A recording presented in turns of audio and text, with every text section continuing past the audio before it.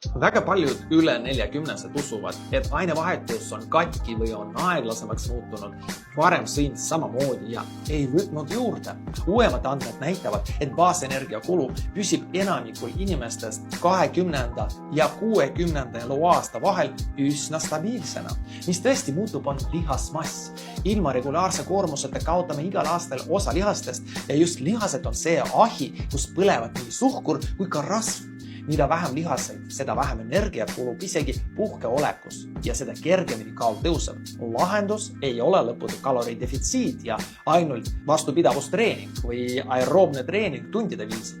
Keha ainevahetus vajab pigem piisavat valgukogust, umbes 1,5 kuni 2 grammi ideaal kehakaalu kilogrammi kohta päevas ning 2-3 korda nädalas jõutrenni, köükid, surumised, tõmbed, harjutused oma kehakaaluga.